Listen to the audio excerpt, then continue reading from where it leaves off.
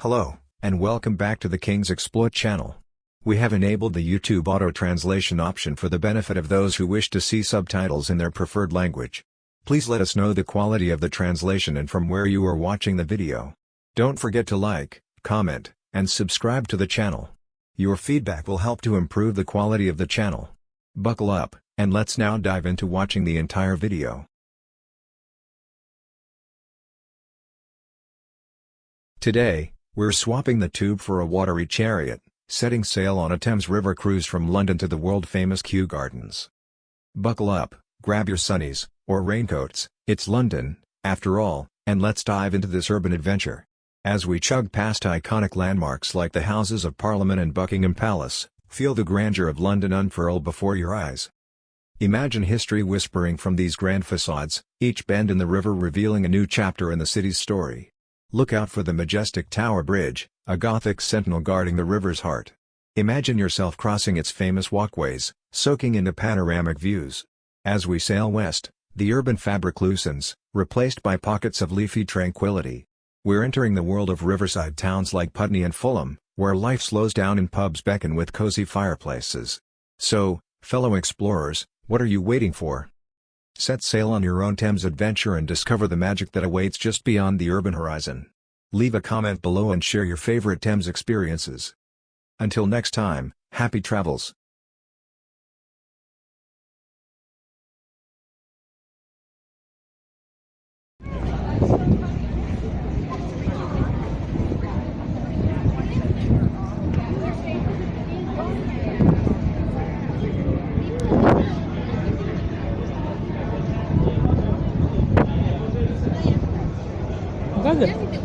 No, this is good.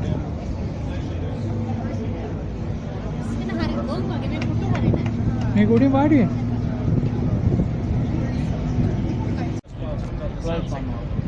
It'll be a series of glass followed by additional wine, and it's extremely loud, so I can't tell you again. I'll do a Anyway, if anyone needs a bar, there is a bar downstairs, open throughout our voyage.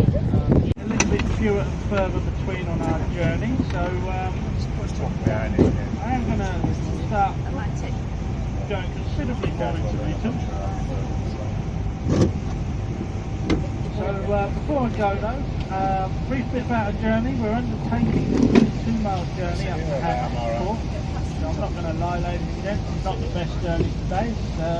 We've got the early flood tide up, which is helpful in this sense that by the time we get to Richmond, it would be a waste of time having it, because it's behind us, long behind us.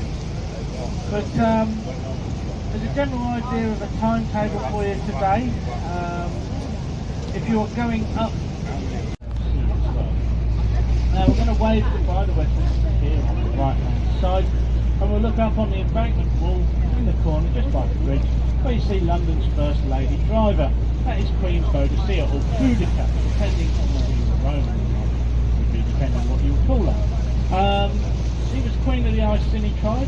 No gents how she's not holding the reins, but the Iceni tribe, if you're not familiar with them, these are the ones that chased off by the Romans in Scotland, and then the Romans did what Donald Trump couldn't and built a wall, and they called that Hadrian's Wall. Goes from east coast to west coast. Actually, if ever you're going up that part of the world, like Northumberland and all that,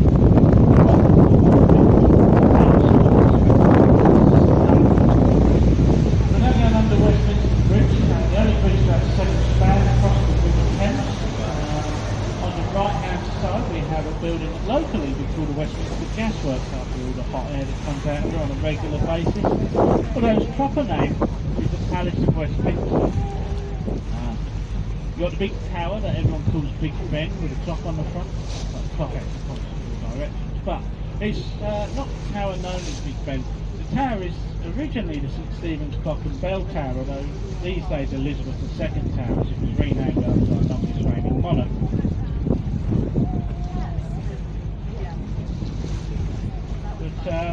Sorry?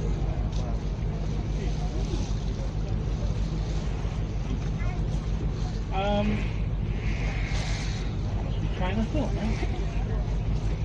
Well, inside the tower, what we call Big Ben, named after Benjamin Hall, the crafter works at the time of construction, who they say had a surprising resemblance in shape and size to that 13.5-ton bell. Then we have the green and white tents and the red and white tents. That is where our MPs entertain themselves on a daily basis to a liquid lunch. Got to get slumped back in their red or green seat, depending on whether they're House of Commons or unelected House of Lords, to make the most important decisions of this country's history, which probably explains the status. This is the official residence to the Archbishop of Canterbury, who isn't currently in residence at the moment, as he is not flying his own personal flag. He's currently flying St George's flag, which is a sign that there's no one in, so don't pop round for your cup of sugar. You may notice just at the top, so bear in mind we're heading upriver, just at the top of the palace you've got a church on the side. That is St Mary's Church of Lambeth, no longer practising the Christian faith. These days part of the Kew Gardens Museum, which is named after John Trevethan, the Kew Gardens of Lambeth Palace. And his claim to fame was he was the first person in history to cultivate and grow a pineapple, the tropical climate we enjoy in this country, which is signified by the bronze pineapples either end of Lambeth Bridge. Over to the right hand side, once we come out of the bridge, we have the headquarters of MI5, our National Security Service. To the left we have the International Maritime Organisation, where you can see the bows of the boat coming out of the building. That is a memorial to the service that lost the greatest life at sea during the Second World War, which, believe it or not, was the Merchant Navy. Back on the right we have Millbank Tower, formerly known as Vickers Tower. It was built for Vickers Engineering. These are the people that invented the Spitfire plane and the Challenger tank. The building itself, designed by an unemployed window cleaner by the name of Luigi the Squeegee, and for this reason the National Institute of Window Cleaners holds a race here every year. Whoever cleans all those windows at the fastest time of window cleaning, the Squeegee. The hole is a little bit heavy to use. I've got all of the... next we have Millbank Millennium Pier. That's supposed to represent a piece of art. But it does supply to Take Britain with many guests every day, which you should be able to see Take Britain, Take Modern in Bankside, and then they added Take Liverpool and also Take St Ives in Cornwall. Now, staying on the subject of art, if you look over to, or if you stay focused on the right hand side, you see a bronze sculpture just past the trees. This is called Locking Piece. It's a piece by Henry Moore, said to represent that lover's intimate embrace. Now, I must apologise, ladies, I am far too young to recognise this position, but maybe some of the older gentlemen on board can shed some light on the subject for you. To the left we have the rather inconspicuous looking building with green windows. You probably won't notice at first, it's so well blended in. This is number 85 Oxford Cross, also known as London's best kept secret, the headquarters of MI6, our International Security Service. We have the bridge ahead of us, which is Vauxhall Bridge, and if you look on the statues here, you see these lovely, look on the buttresses here, you'll see these lovely statues that represent women's contributions to society. Working our way from right to left, we have the one holding the book, which is literature, the one with the two children, which is education, the one with the artist's palette, which is fine arts, and finally the one with the ball, which is actually supposed to be the earth, that is astronomy. Once we come out the other end, you'll see another four. The first one you'll see is one on the right. This one looks a bit like a Grim Reaper. This one represents agriculture.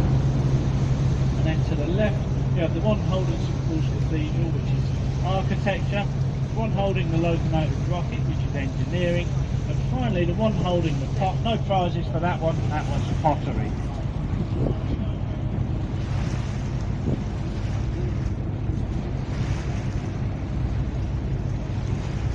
So, over to our right hand side we have the world's Peace. This was the first to be built in 1989, and you can see the golden Buddhas, 1 point north, south, east and west. Each one tells their own story of peace, and they spread the word of peace around the four corners of the globe.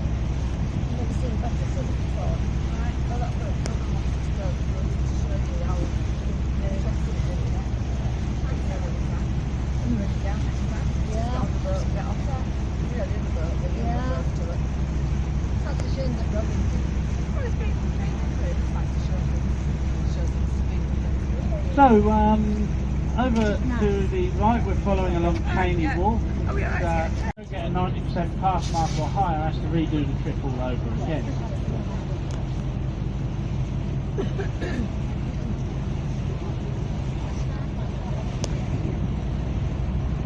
Cathedrals, actually, you could sit St Paul's Cathedral within the walls of it to give you an idea on how big the power station is. Kind of interesting, something I learned, as well as a nice shopping centre. On the subject of housing though, back to our left hand side, we have the glass monstrosity by the name of Monte Metro. This is a building built by a bloke by the name of Richard Joseph Bazalgette, as well as the embankment wall that it's encased in. And Bazalgette did this after the great stink of London, which, like I mentioned earlier, the